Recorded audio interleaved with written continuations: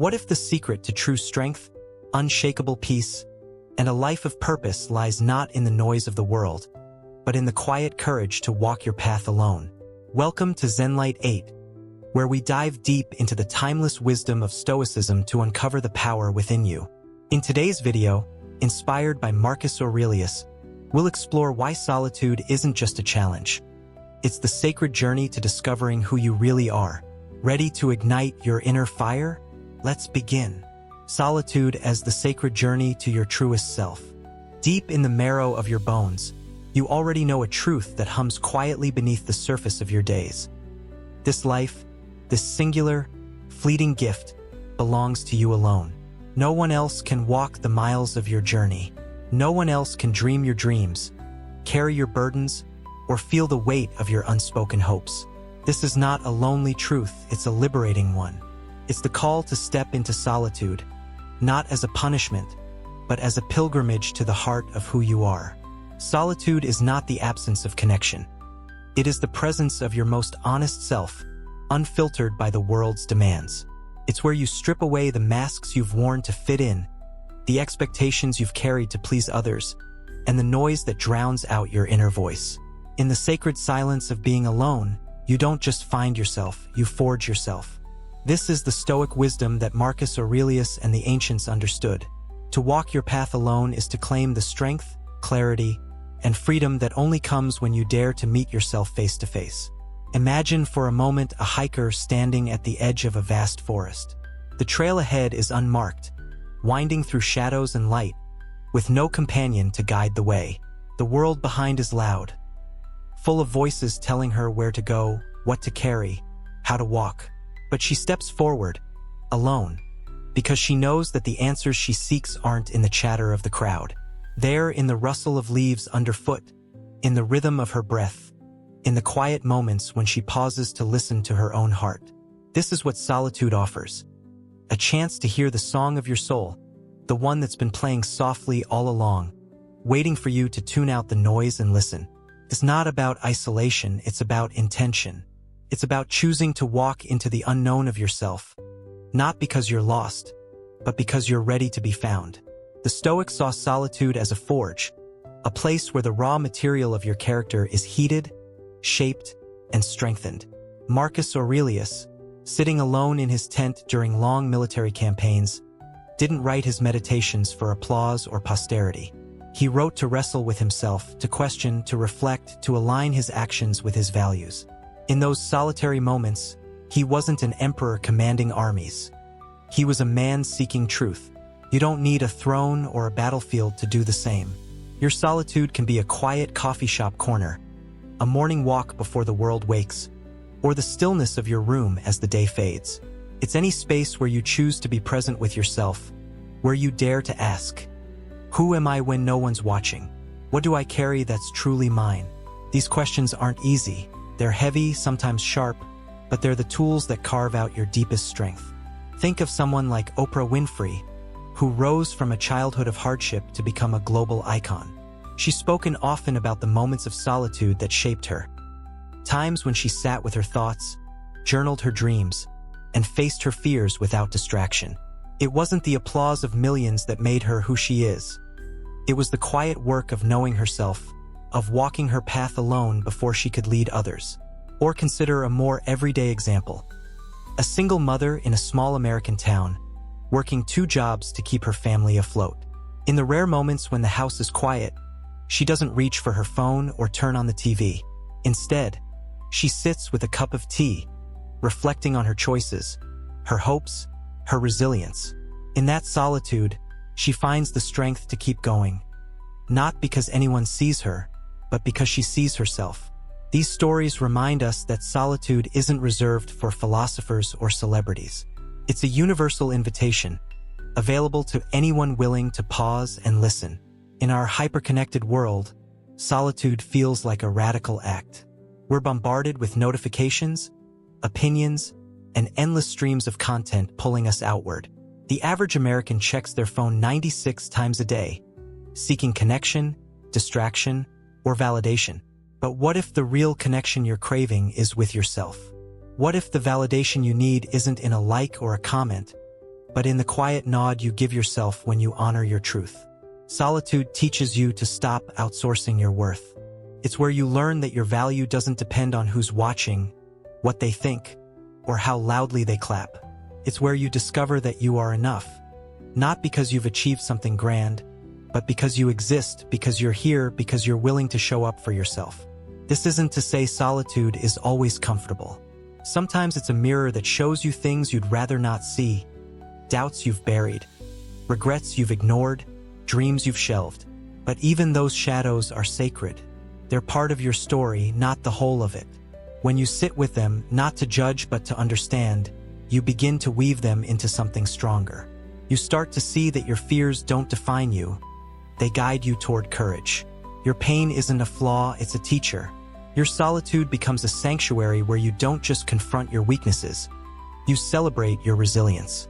You realize that every step you've taken, every scar you carry, is proof of your survival, your growth, your becoming. There's a beauty in this aloneness that the Stoics revered. Not a cold, empty isolation, but a warm, vibrant presence. It's the feeling of standing on your own sacred ground, knowing that you don't need to borrow light from others because you carry your own. It's the freedom of no longer performing, no longer editing yourself to fit someone else's script. In solitude, you write your own story, not with arrogance, but with authenticity. You begin to trust your own voice, not because it's perfect, but because it's yours. And that trust becomes a flame, a quiet, steady fire that lights your way, no matter how dark the path ahead. Picture a moment from your own life. Maybe it was a late-night drive with the radio off, just you and the hum of the road. Or a morning when you woke before dawn, sat with your thoughts, and felt something shift inside you.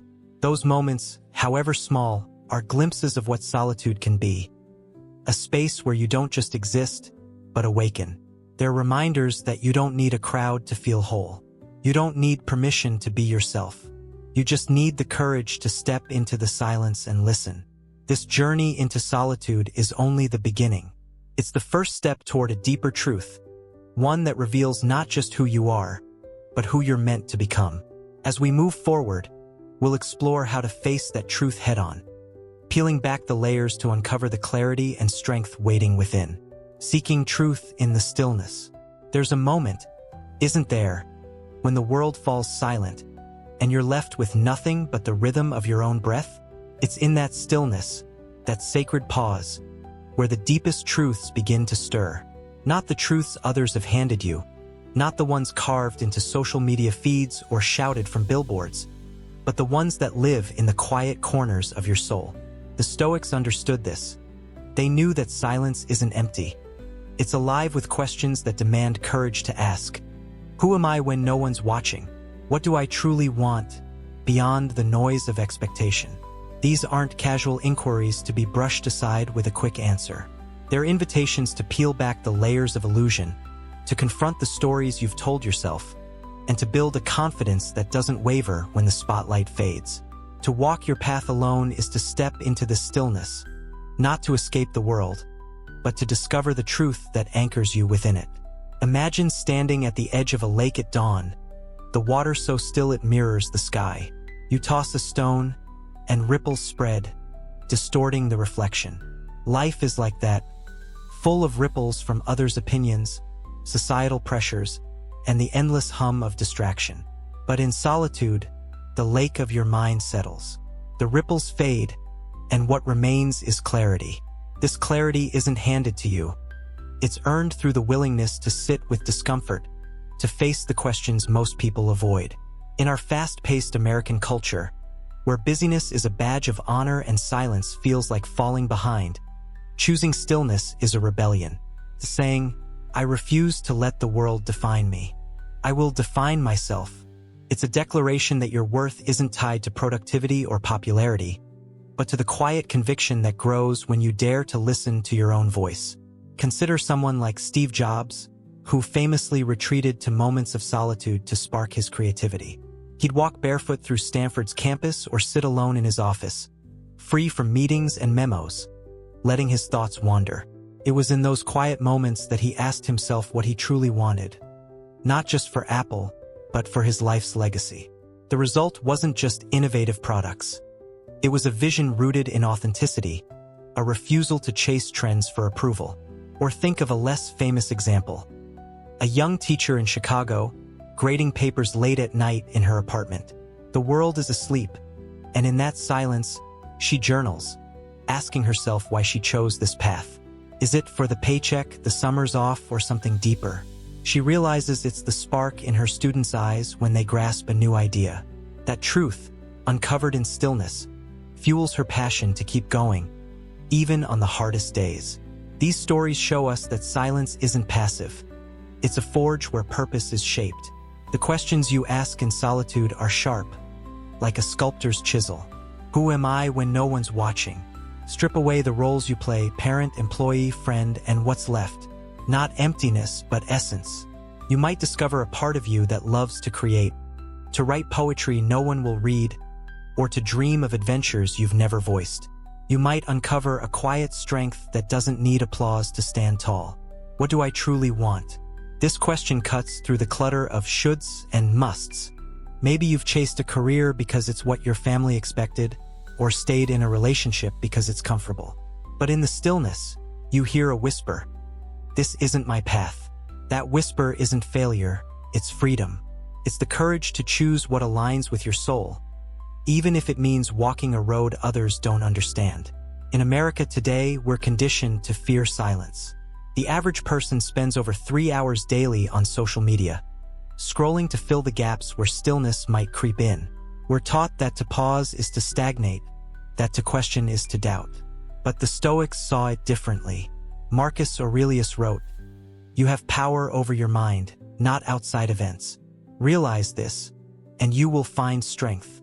That power grows in silence, where you confront the illusions you've built, illusions of needing everyone's approval, of being incomplete without success, of never being enough. In stillness, you dismantle those lies.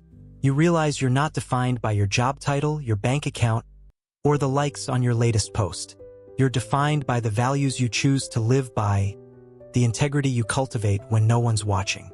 This process isn't always gentle. Silence can feel like a spotlight, exposing fears you've buried. Maybe you're afraid of failing, of being alone, of never measuring up. But here's the sacred paradox.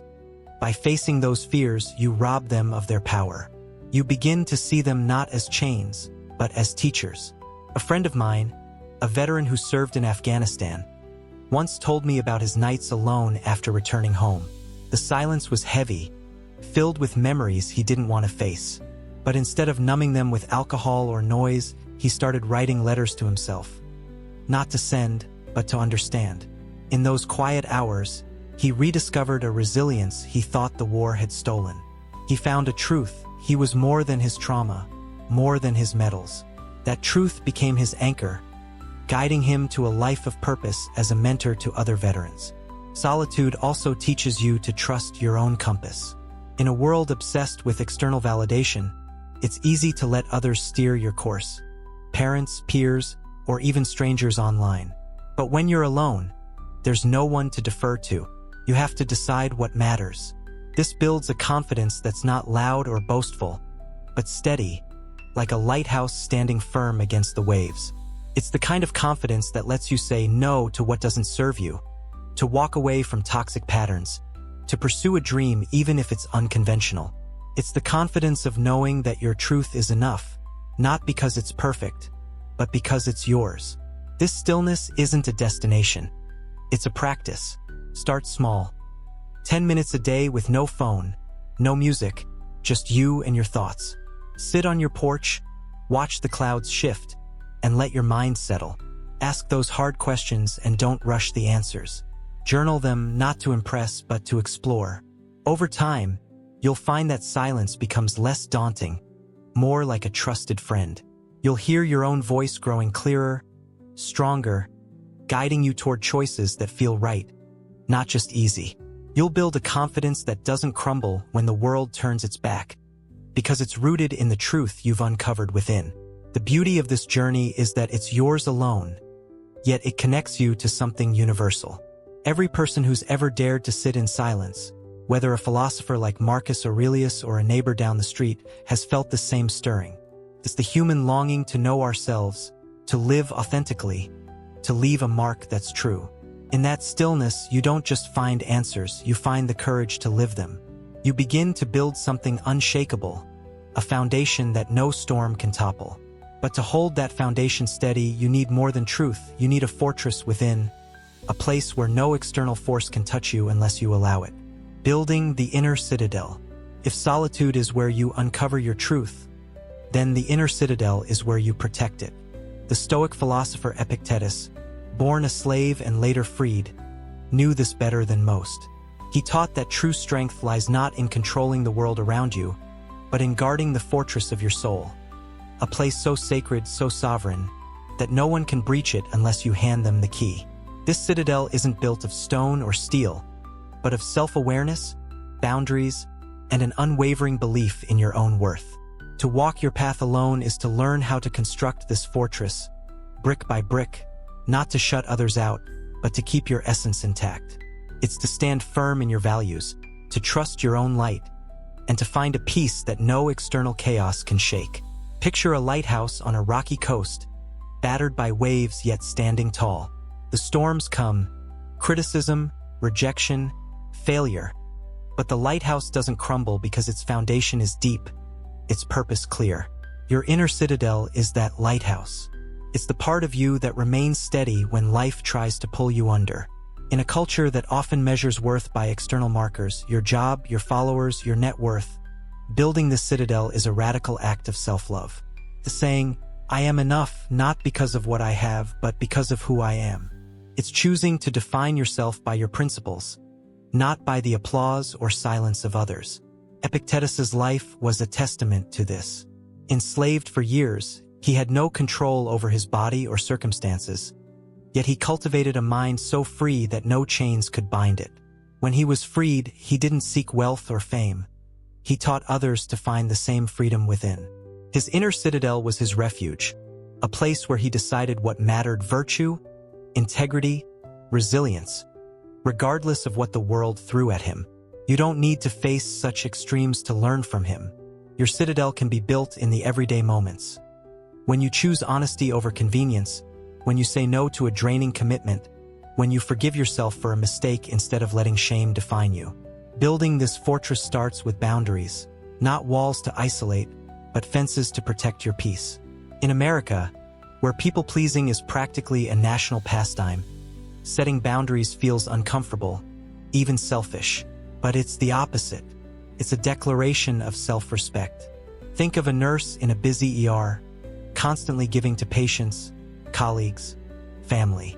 She's exhausted, her light dimming, until she learns to carve out an hour each evening for herself. No calls, no emails, just her and a book or a walk. That boundary isn't rejection. It's renewal. It's her saying, "My well-being matters." Over time, she notices she's more present, more patient, more herself. Her citadel grows stronger, not because she's closed off, but because she's chosen to guard what fuels her. Solitude is the architect of this fortress. When you're alone, you learn to distinguish between who you are and who others want you to be.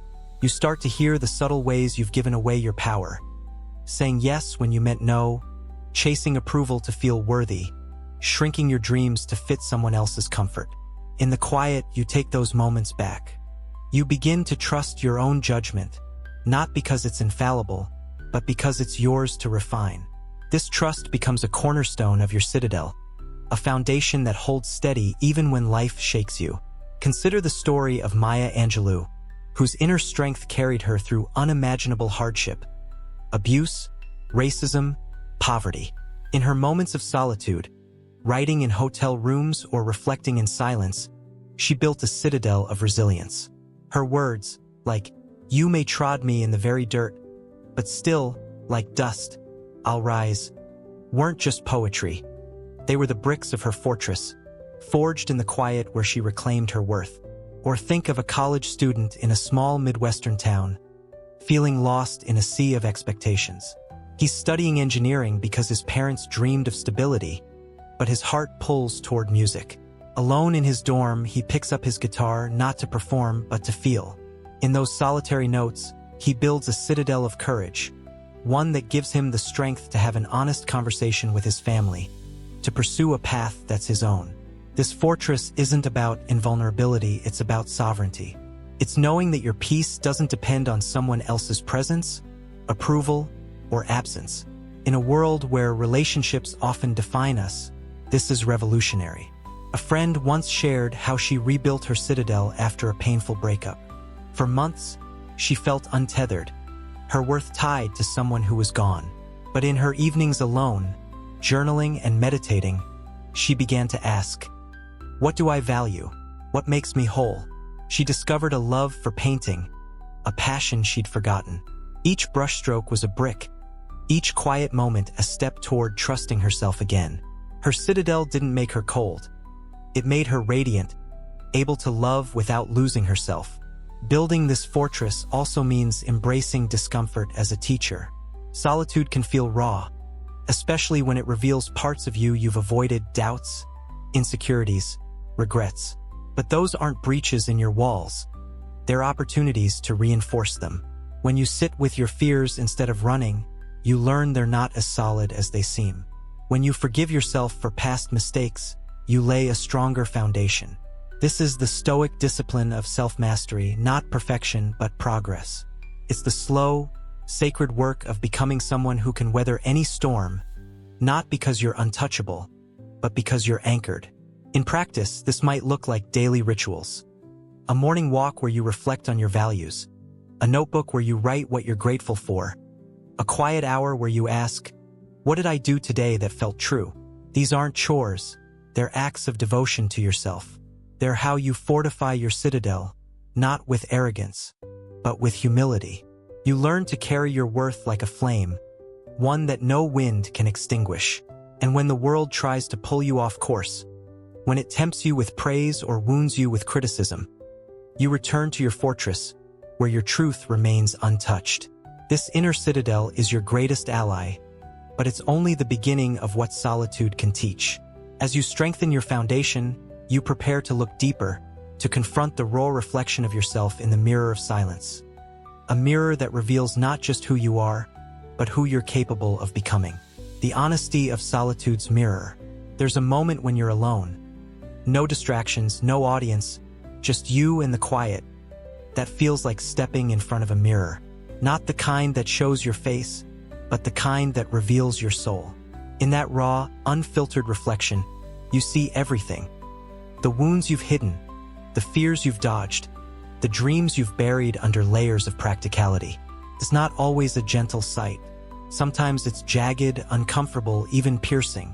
But it's always sacred.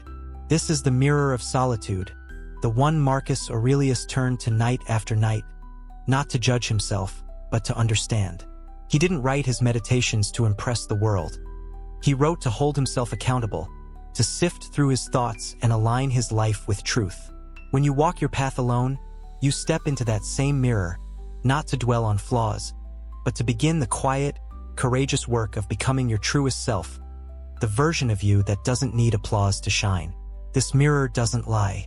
In a world that's constantly curating, where Instagram filters smooth imperfections and social scripts teach us to perform, solitude strips away the pretense.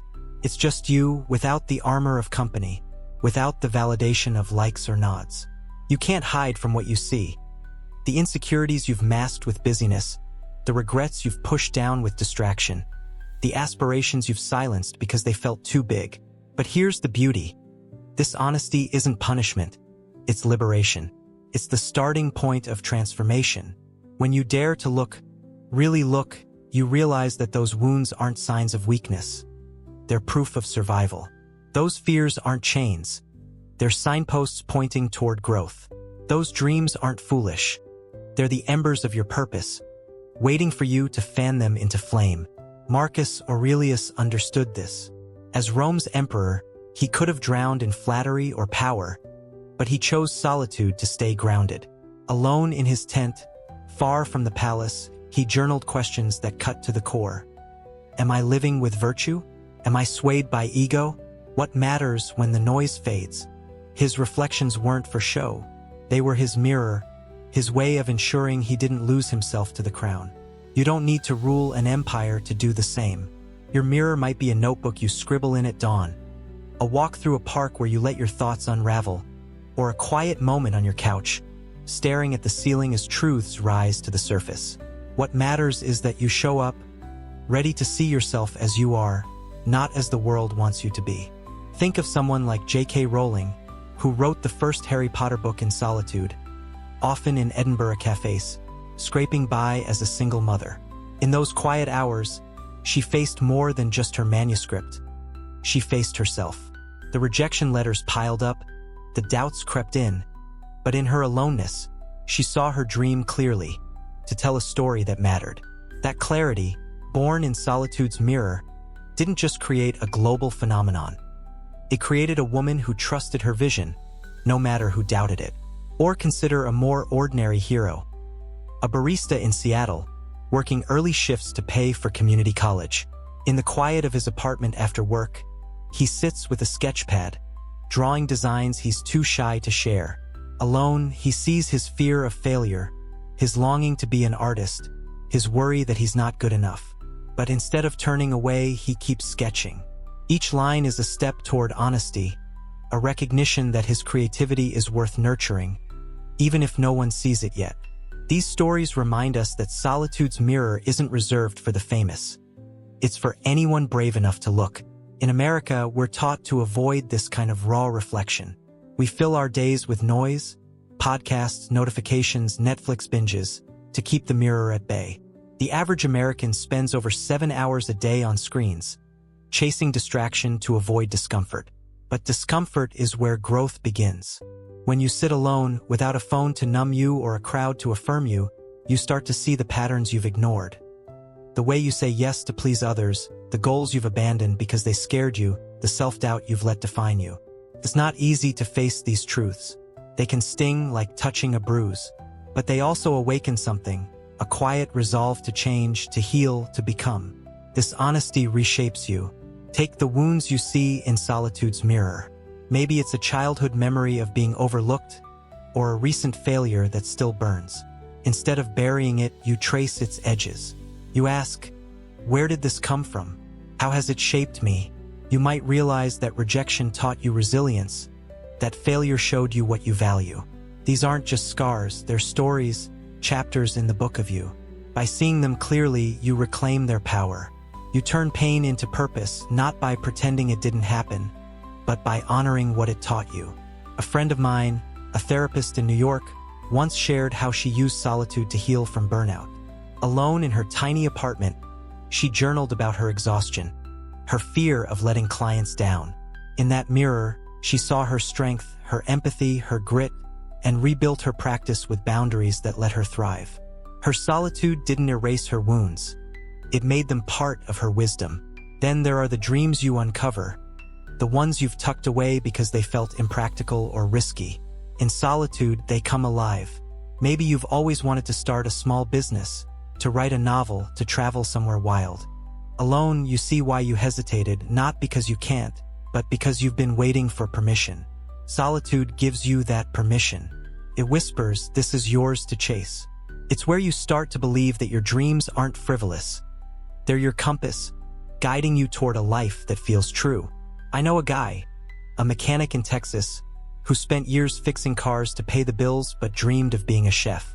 In the quiet of his garage, tinkering after hours, he began experimenting with recipes. No one knew, no one clapped, but in that solitude, he saw his passion clearly. Today, he runs a food truck serving tacos that tell his story. His mirror showed him a dream worth fighting for. Solitude's mirror also reveals your fears, and that's where the real work begins. Fear of failure, of judgment, of not being enough. They're loud in the quiet. But when you face them, you realize they're not as solid as they seem. You ask, what's the worst that could happen? And find that even the worst isn't the end. You start to see fear as a signal, not a stop sign. This is how you grow. Not by avoiding what scares you, but by walking through it one honest step at a time. This is how you become the best version of yourself. Not perfect, but whole. Not flawless, but fearless. This journey into honesty is a quiet revolution. It's choosing truth over comfort, authenticity over approval. It's building a life that reflects who you are, not who you're expected to be. But to live that truth, you need more than clarity. You need strength, the kind that grows not in the spotlight, but in the silent moments when you choose to stand tall. The strength of silence. We live in a world that worships noise, where strength is measured by how loudly you speak, how many followers you have, how brightly you shine in a crowded room. But the Stoics knew a deeper truth. Real strength isn't loud. It's not the roar of ambition or the clamor of recognition. It's the quiet calm of self-mastery, the unshakable presence that comes from silence. When you walk your path alone, you discover this strength, not in the applause of others, but in the stillness where you learn to trust yourself. The Stoics didn't chase the crowd's approval. They sought clarity and wisdom in the quiet, where no one could sway them but their own principles. This is the power of silence. It's where you forge a strength that endures, not because it's seen, but because it's felt. Imagine a forest at midnight so still you can hear your own heartbeat. That's what silence offers, a chance to hear the pulse of your own truth. In our American culture, we're conditioned to equate silence with weakness, to fill every gap with words, music, or notifications. We're told that to be powerful, you must be heard, noticed, celebrated. But the Stoics saw it differently. They understood that true power lies in restraint, in the ability to pause, reflect, and act with intention. Seneca wrote, "It is not that we have a short time to live, but that we waste a lot of it. That waste often happens in noise, chasing validation, reacting to drama, drowning in distraction. Silence is how you reclaim your time, your focus, your strength. This strength isn't about dominance or control. It's about clarity, the kind that cuts through the fog of a chaotic world." Think of Abraham Lincoln, a man who carried the weight of a divided nation. He often retreated to solitude, reading by candlelight or walking alone, to wrestle with his decisions. In those silent moments, he found the resolve to lead with compassion, not just authority. His strength wasn't in fiery speeches alone.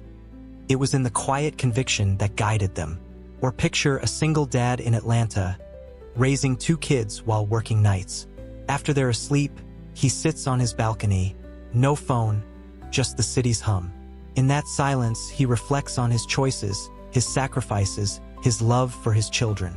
He doesn't need a crowd to tell him he's enough. His quiet resolve is his strength, carrying him through each dawn. Silence teaches you self-mastery, the art of governing your impulses instead of being governed by them. In a world where outrage is instant and reactions are rewarded, choosing to pause is a superpower. It's the difference between snapping at a coworker and taking a breath to respond with kindness. It's the choice to walk away from a toxic argument instead of fueling it. I saw this in a coworker, a manager in a high-stress tech startup. Meetings were chaotic, egos clashed, but she'd step outside, close her eyes for a minute, and return grounded. Her silence wasn't withdrawal, it was strength. It let her lead with clarity, earning respect without raising her voice. This self-mastery grows in solitude, where you learn to sit with discomfort instead of running from it.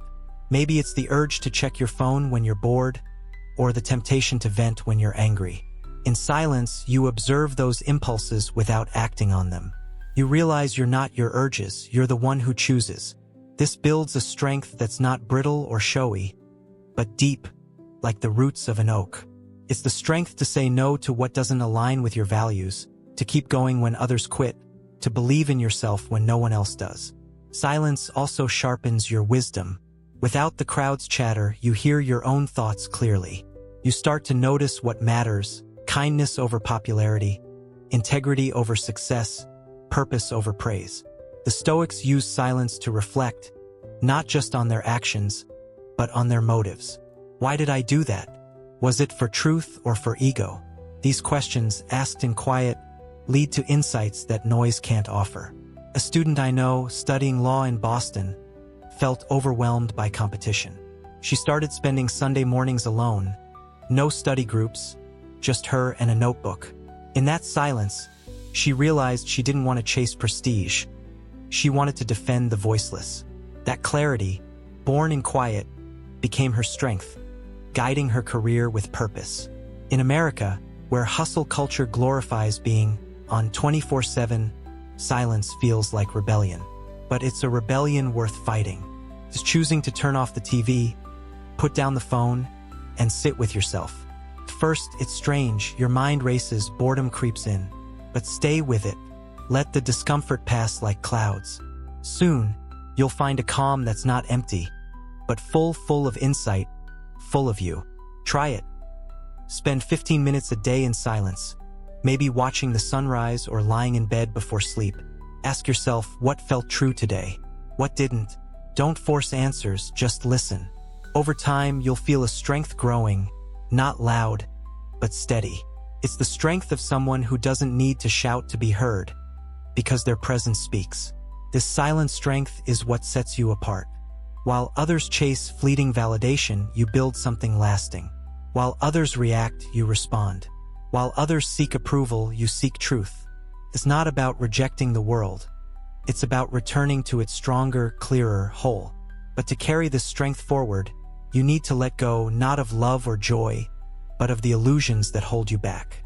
That's where the next step begins, in the art of detachment and the freedom it brings. Detachment from dependency. There's a quiet freedom waiting for you, one that doesn't come from escaping the world, but from refusing to let it hold your peace hostage.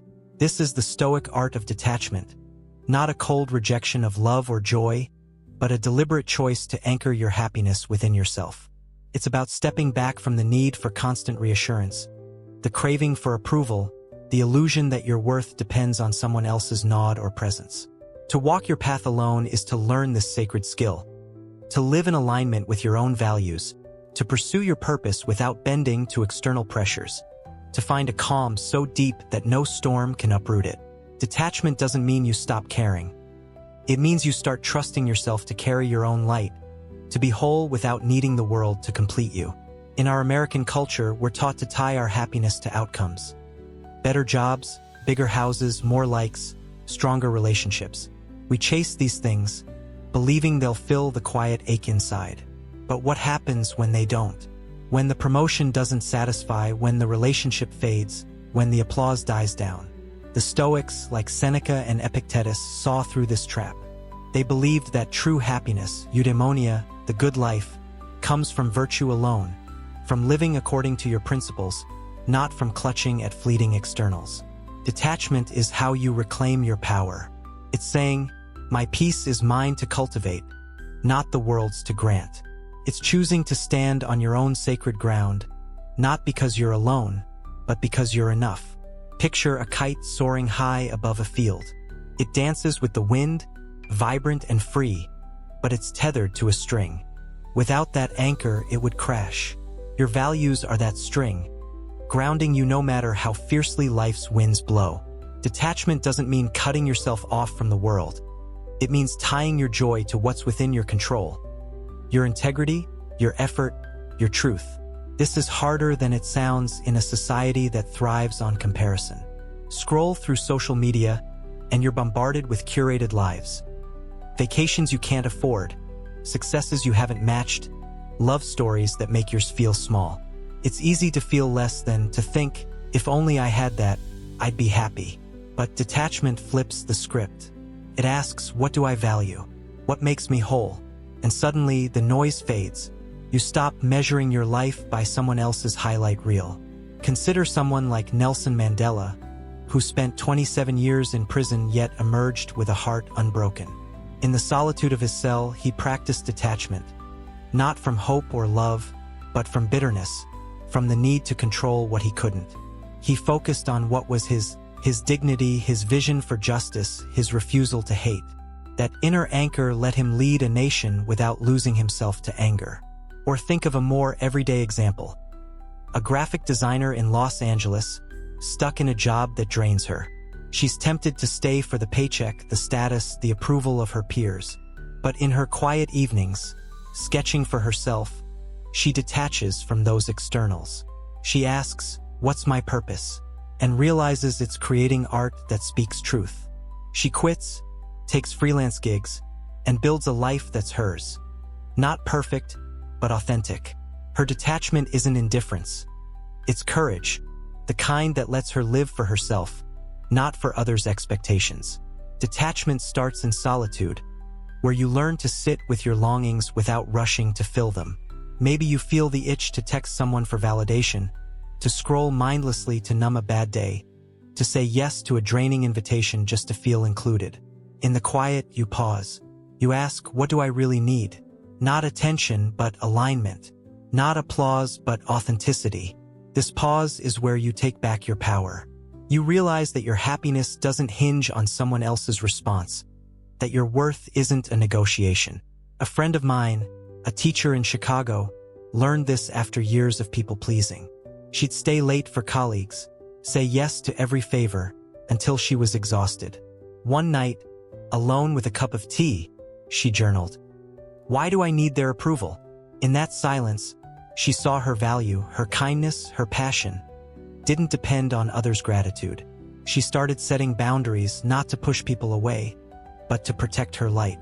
Her detachment made her stronger, not colder. This practice isn't easy. America celebrates connection, but often at the cost of self. We're told that to be alone is to be lonely, that to say no is to be selfish. Yet detachment shows you the opposite. By letting go of dependency, you create space for genuine connection. You love without clinging, give without depleting, show up without performing. It's the freedom to say, I choose this not because I need it, but because it aligns with who I am. It's the strength to walk away from what doesn't serve you. A toxic job, a one-sided friendship, a dream that's not yours, without losing your peace. In solitude, you hear your heart's quiet cry, not as a void to fill, but as a compass guiding you home. Try it. Spend a few minutes each day in silence, asking, what am I holding on to that's not mine? Maybe it's a grudge, a need to be liked, a fear of missing out. Let it go, not with force, but with grace. Picture it like leaves falling from a tree, natural, necessary, freeing. Over time, you'll feel lighter, not because you've lost something, but because you've gained yourself. You'll start to live for your values. Kindness, courage, truth, not for the world's fleeting rewards. This is the Stoic promise, that by detaching from what's outside your control, you find a peace that's unshakable, a purpose that's yours alone. But detachment is only half the forge. To truly shape yourself, you need the fire of isolation, a crucible that strips away the false and reveals the essential. It's where you meet yourself without masks, ready to be refined.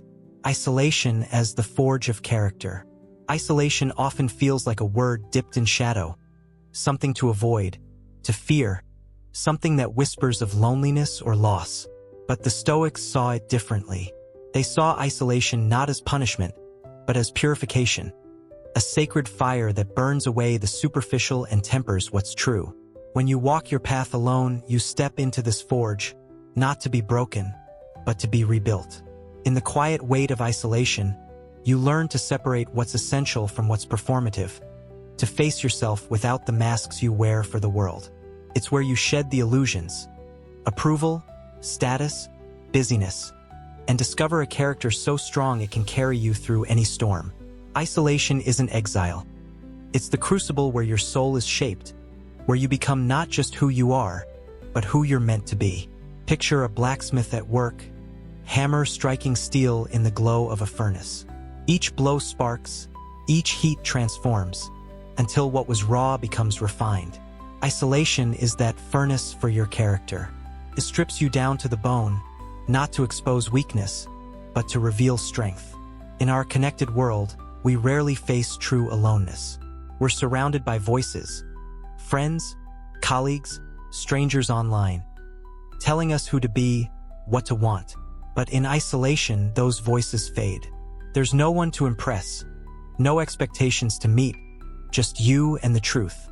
It's a space where you can't hide, not from your flaws, your fears, or your potential. And in that raw clarity, you begin to forge something unbreakable.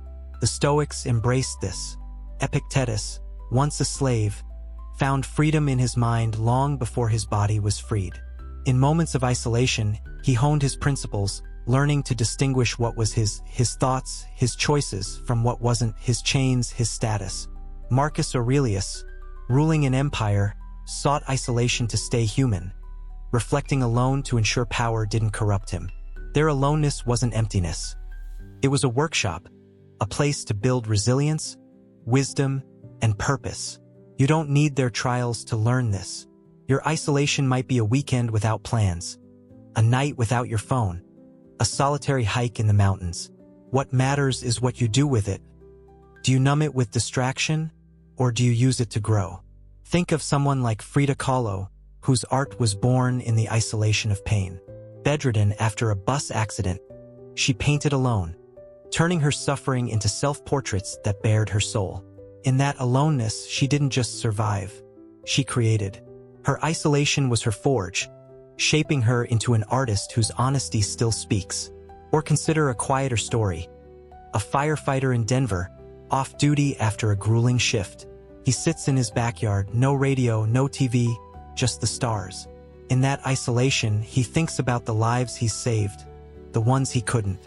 He faces his guilt, his pride, his purpose. No one sees this work, but it's what makes him steady when the alarms ring. His character, his courage, his calm, is forged in those silent hours, not in the flames he fights. In America, isolation is often misunderstood. We're a nation of doers, networkers, joiners. Being alone can feel like failure, like you're missing out. The average American spends over 11 hours a day engaged with media, filling every gap to avoid the quiet. But isolation isn't absence, it's presence. It's the chance to ask what's essential and let go of what's not. Maybe it's the need to always be busy, to prove you're productive. Maybe it's the habit of comparing yourself to others, chasing their version of success. In isolation, you see these for what they are, masks, not truths. You start to value simplicity, time with a good book, a walk in nature, a moment to breathe, over the clutter of constant doing. This forging isn't painless.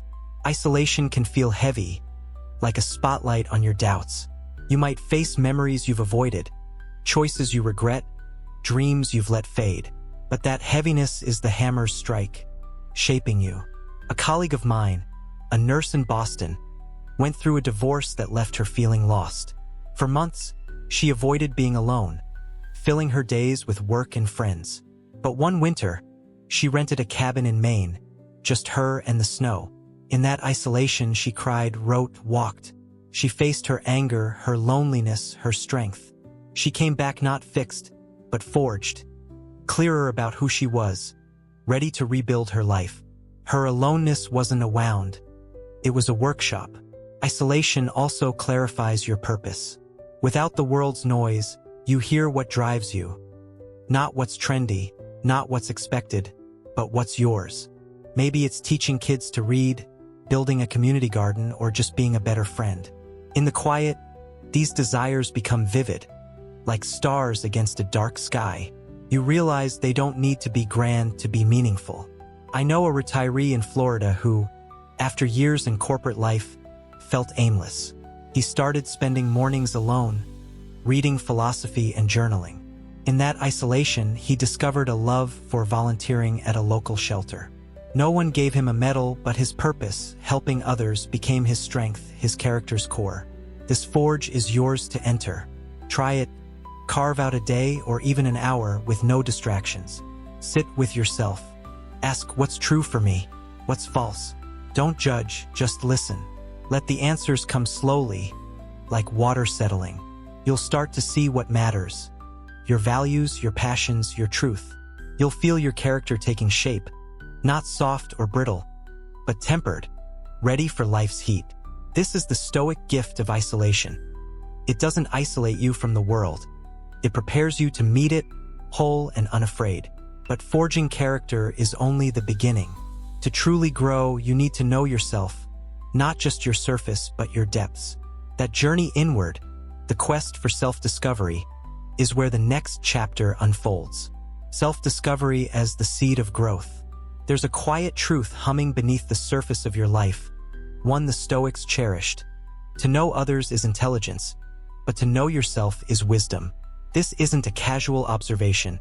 It's a call to the deepest journey you'll ever take, a pilgrimage inward to uncover the raw, unshaped essence of who you are. Self-discovery isn't a luxury or a fleeting moment of clarity. It's the seed from which all growth blooms. Through practices like journaling, meditation, and deep reflection, you peel back the layers of habit, fear, and expectation to find your truest nature. In the solitude of that search, you don't just meet yourself.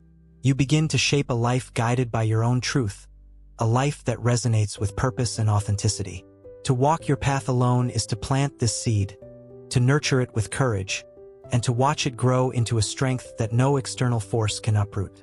Imagine a gardener tending a single seed, buried in dark soil. It's invisible, unremarkable, yet it holds the potential for a towering tree. Your soul is that seed, and self-discovery is the act of tending it, watering it with questions, nourishing it with honesty, giving it space to stretch toward light. In our American culture, we're often too busy to pause for this work. We rush from task to task, defining ourselves by what we do. Our jobs, our roles, our achievements, rarely asking who we are beneath it all. The average American works 47 hours a week, chasing goals that often feel like someone else's script. But the Stoics, like Marcus Aurelius, knew that true progress begins within. He wrote to himself, "Look within. Do not allow the special quality that makes you to pass unnoticed."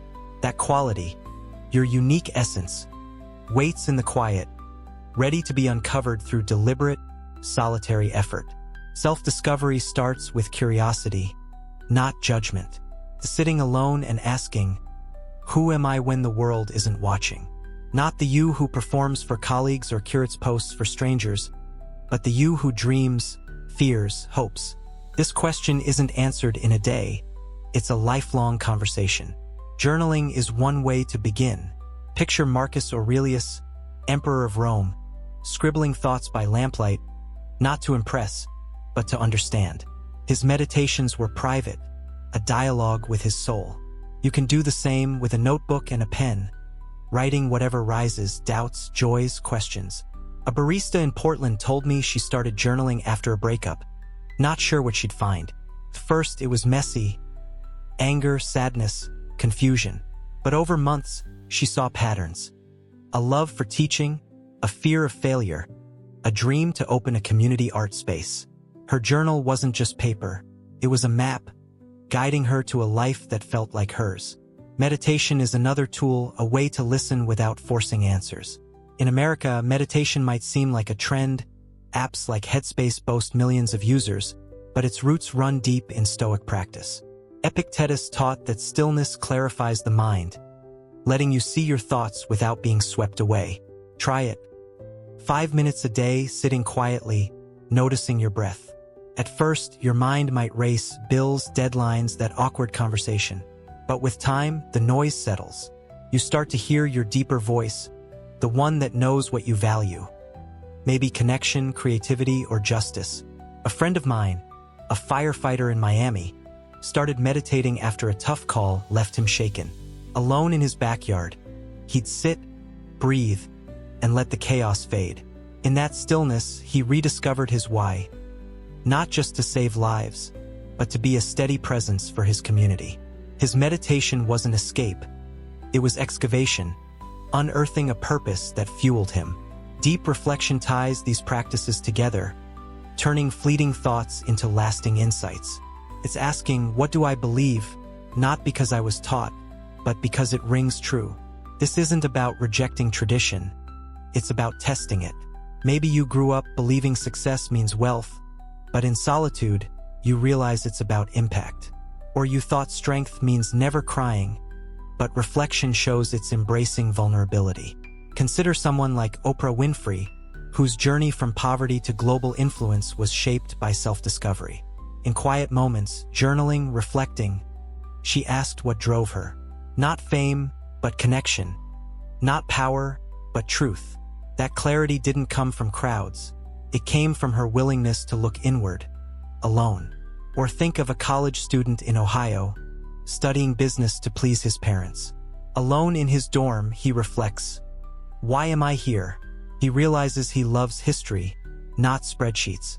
That insight, born in solitude, leads him to switch majors not for approval but for alignment. This journey isn't always comfortable. Self-discovery means facing parts of yourself you've ignored, habits that sabotage you, beliefs that limit you, wounds that still ache. In America, we're taught to numb discomfort with distraction. Over 60% of adults admit to binge-watching TV to avoid tough emotions. But the Stoics saw discomfort as a teacher. When you sit with it, you learn. Maybe you notice you procrastinate because you fear failure. Instead of judging, you ask, where did this fear come from? You trace it, maybe to a childhood moment, a harsh word, and see it's not you, just a story you've carried. This frees you to rewrite it. A coworker, a single mom in Denver, started reflecting after years of feeling stuck. Alone at night, she faced her guilt for not having it all together. Through journaling, she saw her strength, her love for her kids, her grit. That truth became her seed, growing into confidence to pursue a better job. Self-discovery also reveals your potential, the dreams you've shelved because they felt impractical. In solitude, you dare to ask, what would I do if I wasn't afraid? Maybe it's starting a podcast, volunteering abroad, or simply being kinder to yourself. These aren't fantasies. They're your soul's blueprint. I know a retiree in Austin who, after decades in finance, felt empty. In quiet mornings with a notebook, he asked, what's left for me? He discovered a love for woodworking, crafting furniture for his grandkids. No one cheered, but his joy was enough. His self-discovery wasn't grand. It was growth, quiet and real. This work reshapes your life. By knowing yourself, your values, your fears, your fire, you build a compass that points true north. You stop living on autopilot, reacting to the world's demands. You choose with intention, aligning your days with what matters. But this wisdom isn't just for you. By understanding your own depths, you prepare to guide others, not with ego, but with presence, ready to lead from a place of truth. Solitude to lead better. Here's a paradox the Stoics embraced. To walk your path alone is to become someone who can truly show up for others. Solitude isn't a retreat from community. It's the forge where you craft the clarity, strength, and sincerity to lead, love, and serve. Only when you've sat with your own silence, faced your own shadows, and uncovered your own truth can you offer others something real. Not a performance, not a need for validation, but a presence rooted in self-knowledge. When you no longer crave approval or fear rejection, you're free to guide others without being swayed by flattery, guilt, or pressure. To walk alone is to prepare yourself to be a lighthouse. Steady, radiant, offering light without chasing storms. In America, leadership is often tied to charisma or status. Think CEOs, influencers, or politicians commanding attention. But the Stoics saw leadership differently. They valued presence over popularity, integrity over image. Marcus Aurelius led an empire, yet his greatest influence came from his private reflections, his commitment to virtue over power. Epictetus, a former slave, taught senators and soldiers, not with wealth or force, but with wisdom honed in solitude. Their strength wasn't in dominating others, it was in mastering themselves. You don't need their titles to lead this way. Leadership is showing up authentically, whether for one person or 1,000, with a heart clear of ulterior motives. Solitude builds this clarity. When you know yourself, your values, your limits, your purpose, you bring honesty to every interaction. You don't need to fix others' pain to feel useful. You can simply be there, listening without judgment. A nurse in Seattle learned this after years of burnout. In her solitary walks after shifts, she reflected on why she kept giving until she broke. She realized she was seeking approval, tying her worth to patient's gratitude. In that silence, she found her truth. She cared deeply, but she didn't need to prove it. She returned to work with a new presence, calm, attentive, leading her team not by doing everything, but by being steady. Her solitude didn't isolate her. It empowered her to serve without losing herself. This self-knowledge also frees you from external pressures. In a culture obsessed with likes and followers, over 50% of Americans feel pressured to maintain an online image, you might bend to fit others' expectations. But when you've faced yourself alone, you know what's yours to carry. You're not swayed by flattery, because your worth isn't for sale. You're not manipulated by guilt, because your boundaries are clear. Think of someone like Fred Rogers, the gentle force behind Mr. Rogers' Neighborhood. He spent mornings in solitude, praying and reflecting, grounding himself in his mission to nurture children's hearts. That inner clarity let him lead millions without chasing fame. His quiet strength wasn't loud, but it was undeniable. Or consider a small-town coach in Georgia, mentoring teens on a basketball team. After practice, he sits alone in the gym, thinking about his players, not just their skills but their struggles. In that solitude, he sees his own past, his doubts, his triumphs, and it guides him. He doesn't yell or demand. He listens, encourages, shows up. His kids don't just win games, they grow because he leads from a place of truth, not ego. His aloneness isn't absence. It's preparation, equipping him to be the steady hand they need. Solitude also teaches you to love without attachment. When you're not dependent on others to feel whole, you give freely, no strings, no scorekeeping. A friend of mine, a social worker in Detroit, used to feel drained by her clients' stories. In her quiet evenings, meditating, she realized she was trying to save them to feel worthy. By knowing herself, her limits, her compassion, she learned to support without carrying their burdens. She became a better advocate, not because she did more, but because she was present. Her solitude made her a lighthouse, offering light without burning out. This is leadership's truest form.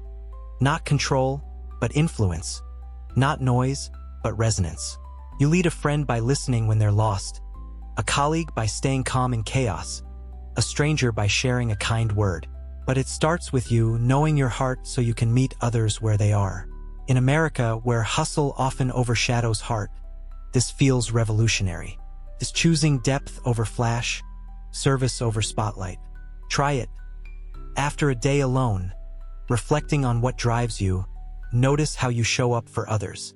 You'll be clearer, kinder, stronger, not because you need their thanks, but because you found your own. This journey through solitude doesn't end with leading others.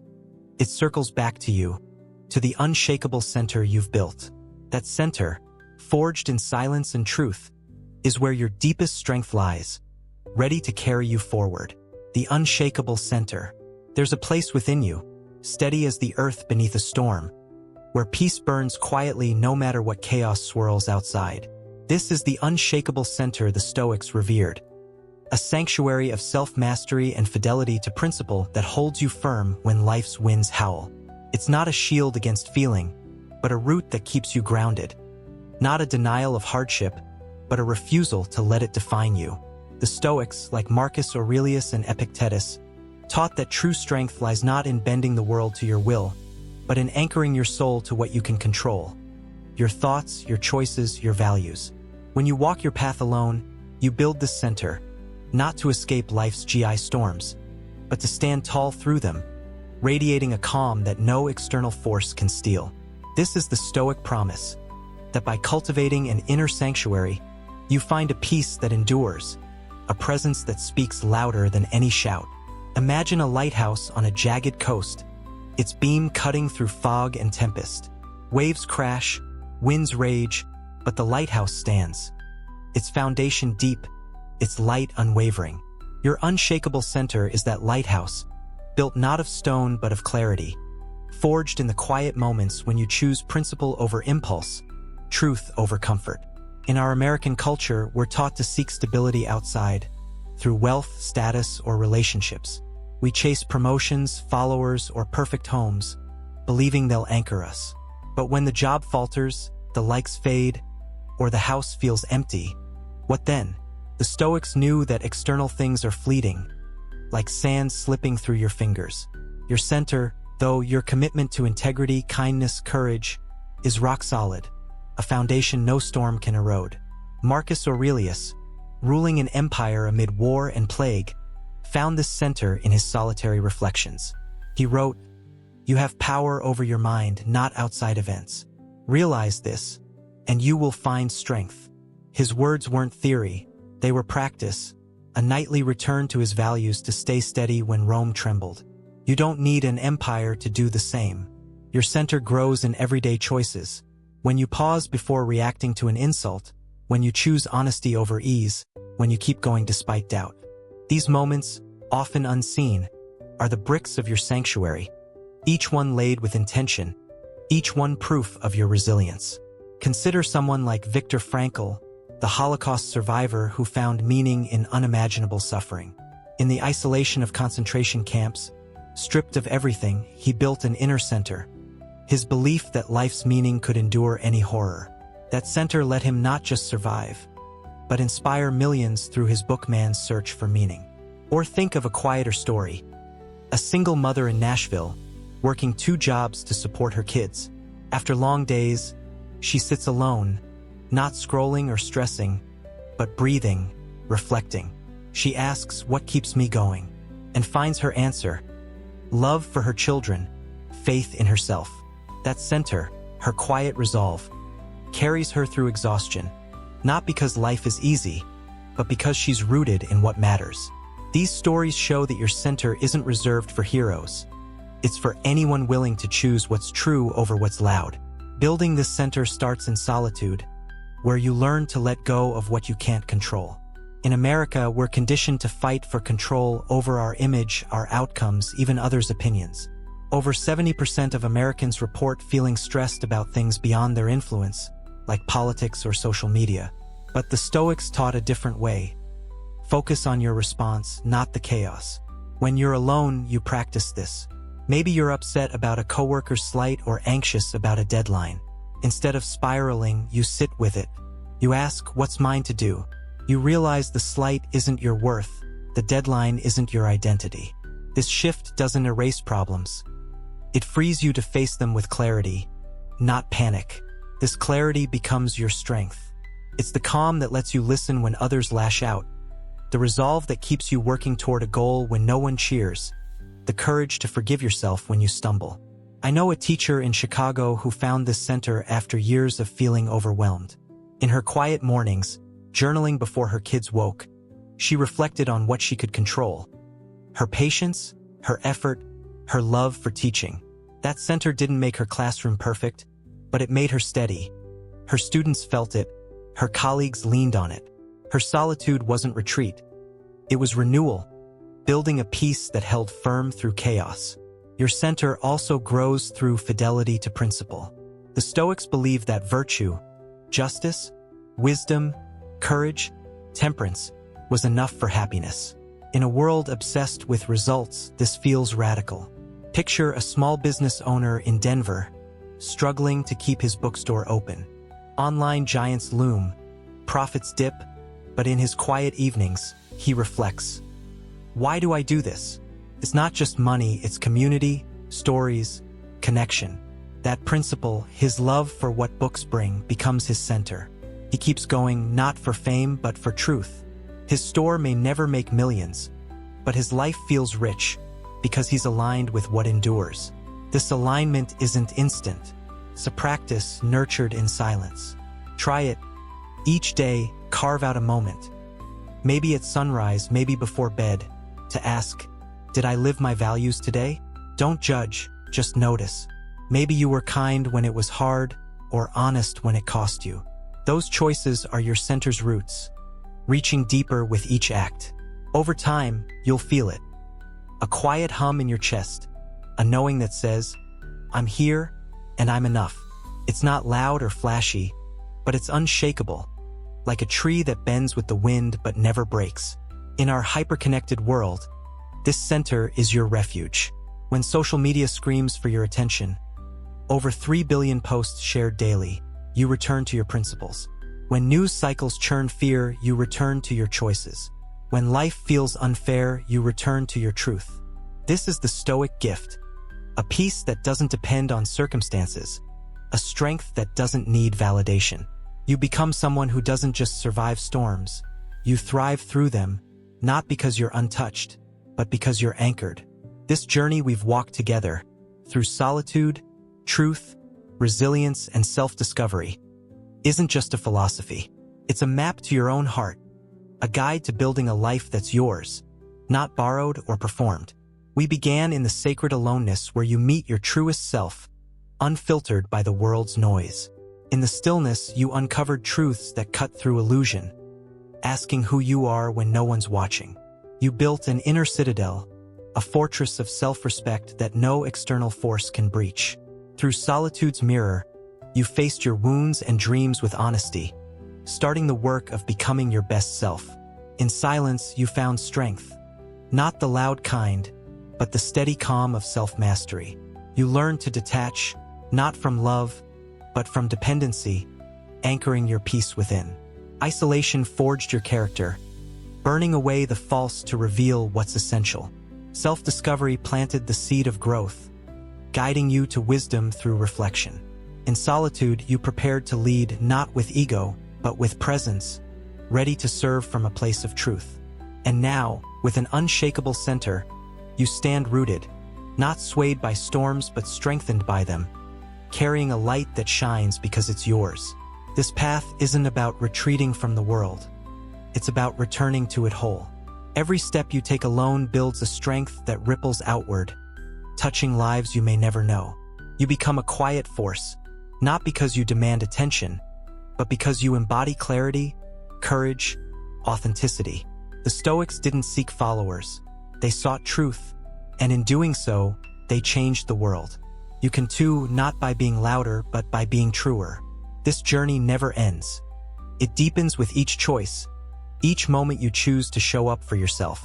So keep walking, not in isolation, but in alignment, knowing that the greatest gift you give the world is the person you become when you dare to walk your path alone. In today's whirlwind, where notifications ping, schedules overflow, and comparison is a click away, the Stoic path offers a lifeline. Start small. Carve out 5 minutes daily to be alone, no screens, just you. Sit with your breath, a journal, or a quiet thought. Ask what's true for me today. Don't force answers, let them come. Build rituals. A morning walk to reflect, an evening pause to give thanks. These aren't chores.